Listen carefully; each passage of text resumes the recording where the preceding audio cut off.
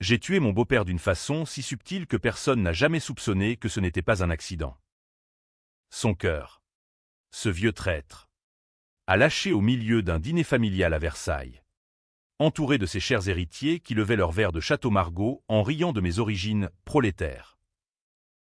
Et moi, la veuve éplorée, j'ai essuyé une larme factice en pensant, c'était juste le début. Ils m'avaient volé 10 ans de ma vie, m'avaient fait porter le chapeau pour leurs sales petits secrets. Et maintenant, je les regardais s'effondrer un par un, comme des dominos dans le vent froid de la Seine.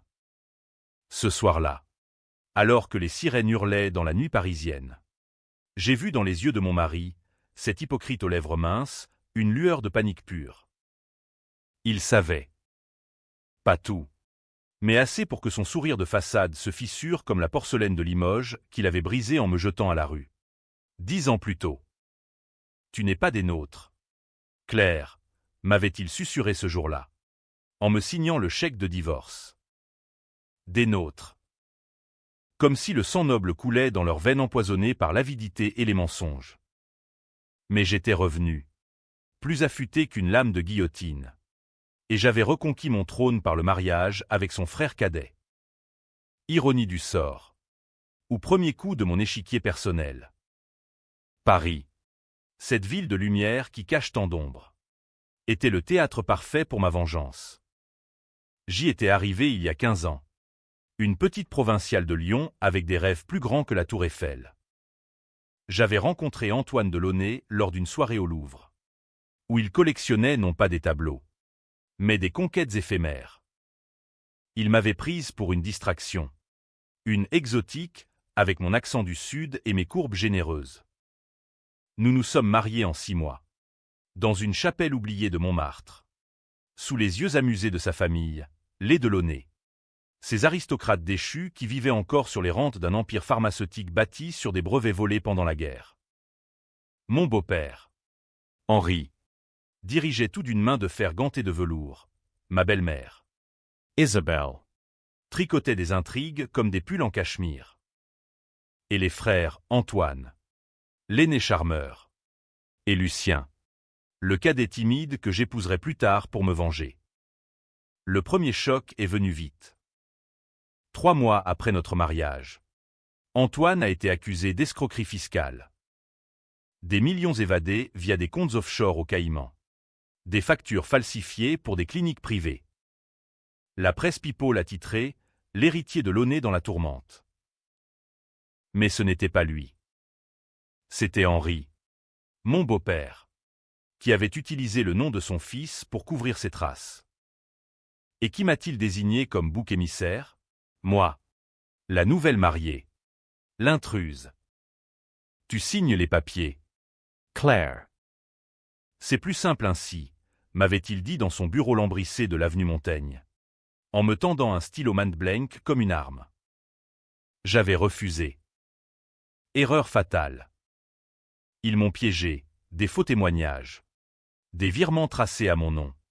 Et soudain, j'étais l'arnaqueuse. La petite arriviste qui avait séduit l'héritier pour le ruiner. Le divorce a été un carnage.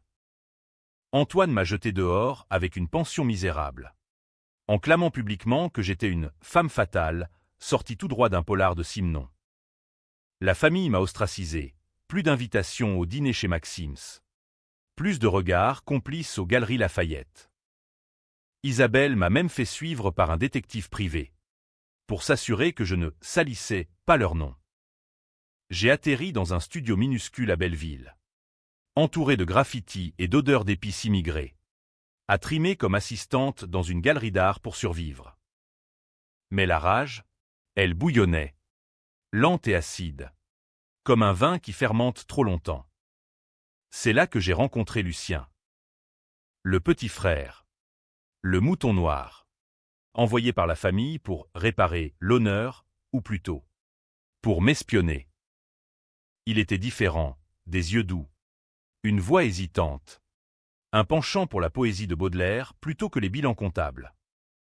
Nous nous sommes revus par hasard au Père-Lachaise, sur la tombe de Molière, où il venait se recueillir.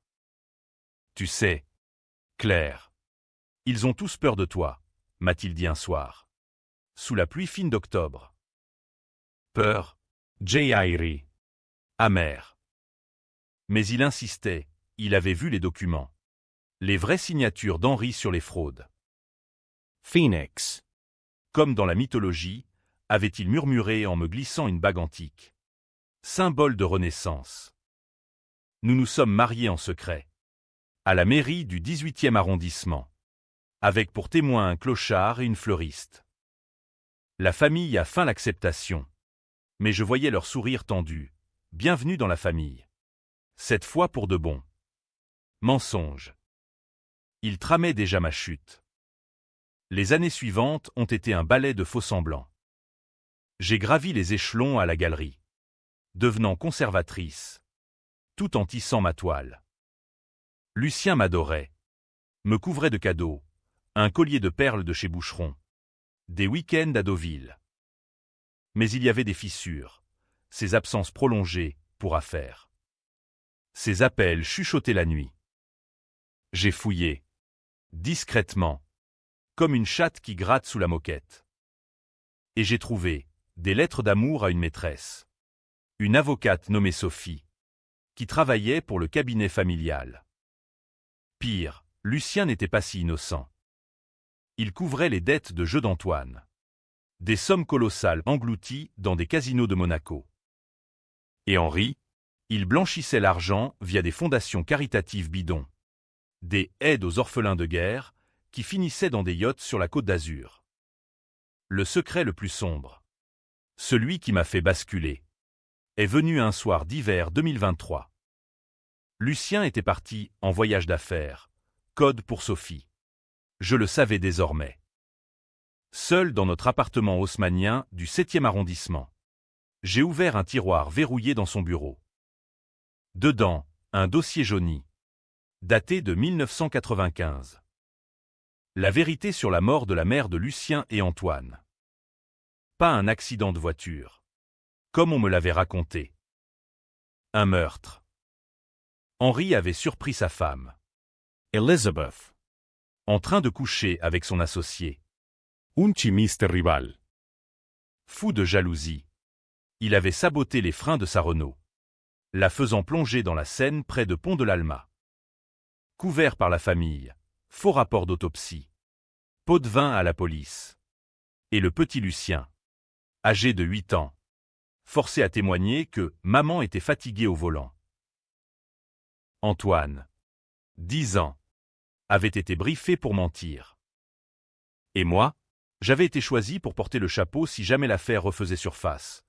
Une confession falsifiée où j'avouais avoir découvert le secret et menacé de le révéler, justifiant ainsi ma folie dans le divorce. J'ai refermé le dossier, les mains tremblantes, mais le cœur durci comme le marbre de Notre-Dame. C'était la trahison ultime. Non seulement il m'avait ruiné financièrement, mais il m'avait marqué d'un sceau de mort potentiel. Si le dossier sortait, c'était moi qu'on accuserait d'extorsion, de complicité post-mortem. Lucien savait que je l'avais trouvé. Il m'a confronté le lendemain. Les yeux fuyants. C'était pour nous protéger. Claire. Oublie ça. Oublier? Non. J'ai souri. L'ai embrassé. Et commencé à planifier. Ma vengeance serait française jusqu'à la moelle, élégante. Impitoyable. Imprégnée de ce fatalisme baudelairien où le mal fleurit dans la beauté. Le premier acte a été subtil, empoisonner la confiance. J'ai glissé des indices anonymes à Sophie, l'avocate. Des emails falsifiés de Lucien, promettant de quitter sa femme pour elle, mais avec des détails sur les fraudes familiales joints par erreur. Sophie. Ambitieuse. A mordu à l'hameçon. Elle a confronté Lucien lors d'un rendez-vous clandestin à l'hôtel Lutetia. Et l'affaire a éclaté, cri. Lams. Et un procès pour adultère que j'ai sauvé en témoignant pour Lucien. Il est innocent. Votre honneur, ai-je juré. Les yeux baissés. Mais en privé. J'ai alimenté les ragots chez les amis d'Isabelle. Ces commères du faubourg Saint-Honoré. Pauvre Lucien. piégée par cette garce d'avocate. Bientôt, Sophie a été rayée du barreau. Ruiné. Et la famille se déchirait, Antoine accusant Lucien de faiblesse. Henri grondant comme un lion en cage. Puis, le deuxième acte, frappé au portefeuille. J'avais accès au compte. En tant qu'épouse confiante. Avec l'aide d'un hacker breton rencontré dans un bar de Pigalle, un ancien de la DGS se reconvertit. J'ai détourné des flux mineurs vers des associations que j'avais créées, Aide aux veuves oubliées de Paris. Ironie, des fonds pour des femmes comme moi. Spoliés par des maris infidèles. Quand les audits ont révélé les fuites. Henri a paniqué, accusant les employés. Mais j'avais semé des traces pointant vers Antoine, des IP falsifiés depuis son iPad. Fils ingrat, a hurlé Henri lors d'une réunion familiale explosive à leur château de Fontainebleau. Antoine, Furiex. a contre-attaqué en révélant les dettes de Lucien. La famille implosait. Et moi, au centre, La mediatrice bienveillante. versant du thé à la menthe en souriant. Le troisième acte a visé Isabelle. La matriarche Benimeuse. Elle m'avait toujours haï, me traitant de « saltimbanque lyonnaise » lors de nos thés obligés. Son secret, une liaison avec le jardinier du château. Un jeune maghrébin qu'elle payait grassement pour son silence et pour des services extra. J'ai retrouvé l'homme via des recherches discrètes. Il vivait désormais à Marseille. Alcoolique et amer. Un chèque généreux. Et il a parlé, à la presse. D'abord, un tabloïd people titrant « La comtesse et le prolo, scandale au château de Launay ». Isabelle Humili. a fait une tentative de suicide au barbiturique. Ratée mais spectaculaire. À l'hôpital Cochin, Enture de cameras. elle a bredouillé des accusations, c'est clair. Elle complote. Mais qui l'aurait cru? La folle hystérique? Lucien m'a serré dans ses bras. Tu es mon roc. Si seulement il savait que j'étais le pic qui le broierait. Nous approchions du climax. Henri, sentant le vent tourner, a convoqué une réconciliation, un dîner-gala à l'Opéra Garnier, pour lever des fonds pour leur fondation fictive. J'ai accepté, vêtu d'une robe Chanel noire, comme une veuve en deuil anticipé. Pendant le spectacle, la Traviata. Ironiquement, sur l'amour maudit. J'ai glissé dans son verre un extrait de Digital. Subtle. Issu de leur propre labo pharmaceutique. Pas assez pour tuer sur le champ, mais pour accélérer son arythmie cardiaque.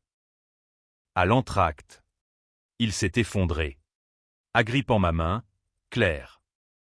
Pourquoi? J'ai murmuré, pour Élisabeth. Henri. Et pour moi. Ses yeux se sont écarquillés, il avait compris. Les médecins ont conclu à une crise cardiaque naturelle. Stressé par les scandales. La famille. Brisé. M'a vue comme la survivante. Lucien hérite. Antoine s'exile à Londres. Isabelle en maison de repos. Mais le twist? Ah!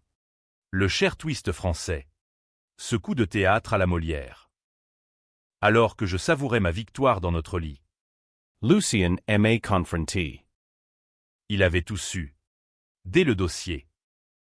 Pas par hasard, il l'avait placé là pour me tester. Tu es comme nous. Claire.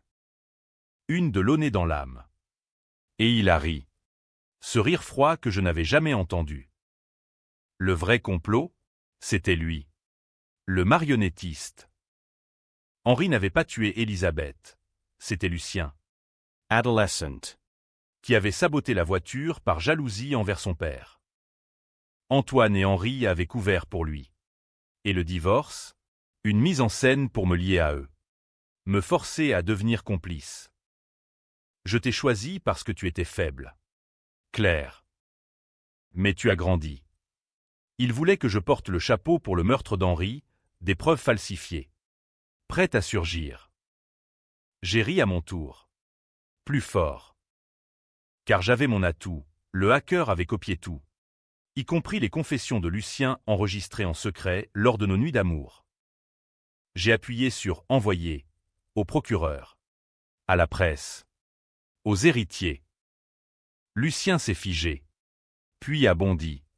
Couteau en main, un geste désespéré. Nous avons lutté sur le balcon, sous la lune de Paris, la tour Eiffel scintillant comme un phare moqueur. Il a glissé, tombant dans la cour pavée en contrebas. Accident ou justice poétique? La police a conclu au suicide. Rongé par la culpabilité. Aujourd'hui, je suis veuve 2 fois. Riche. Seul. Antoine m'envoie des lettres haineuses depuis l'exil. Isabelle murmure des malédictions depuis sa chambre capitonnée.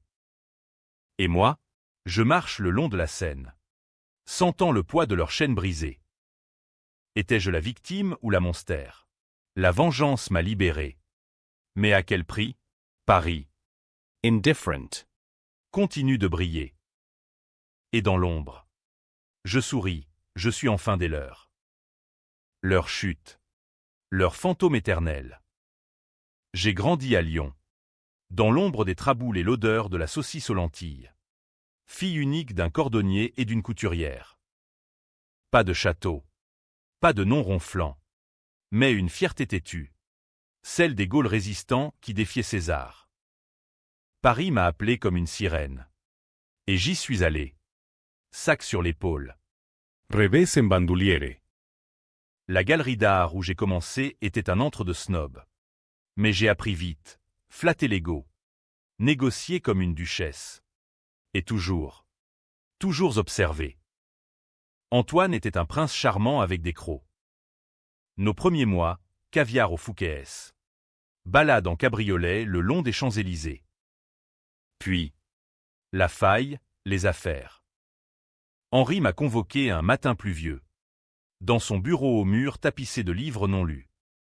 Signe. Macaire. Pour la famille. J'ai signé, pensant protéger mon amour. Erreur. Le lendemain, les flics à la porte. Menottes prêtes. Fraude aggravée. J'ai passé une nuit au dépôt. Odeur de pisse et de désespoir.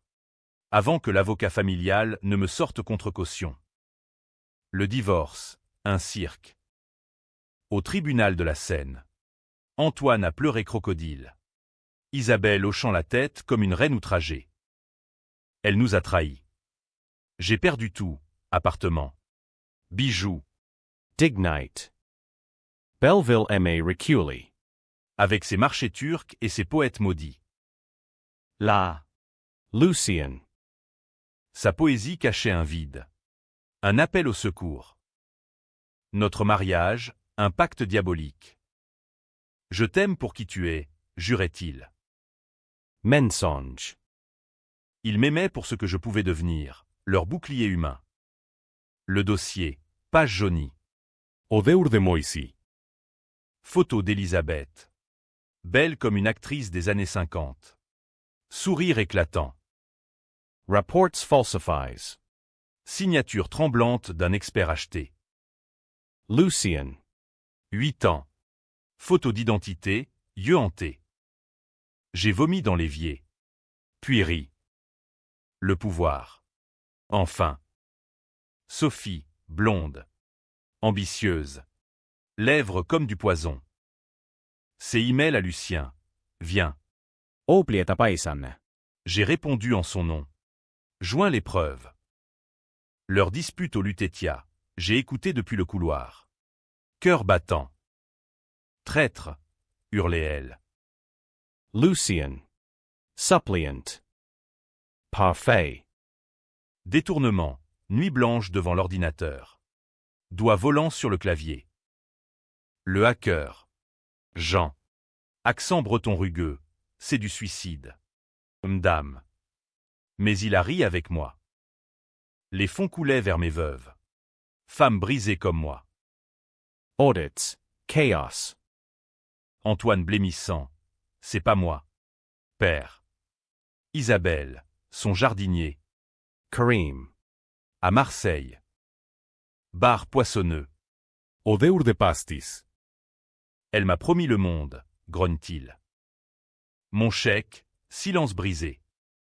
Scandale, flash des paparazzis à la porte du château. Isabelle, pâle comme un linceul, avalant ses pilules. À l'hôpital, Claire. Sorcière. J'ai tenu sa main. Reposez-vous. Belle maman. Opéra, rideau rouge sang. Digital dans le vin. Goutte à goutte. Henri s'effondre. Aria funèbre en fond. Pourquoi? Son dernier mot. Mon murmure, vengeance. Nuit avec Lucien, corps entrelacé. Mes esprits distants. Tu es ma muse, chuchotait-il. Sightened Rambo. Mais ses yeux fuyaient. J'ai douté. Étais-je amoureuse?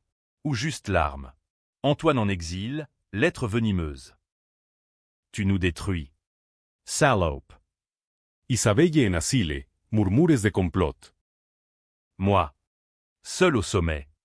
Mais vide. Confrontation finale. Bureau.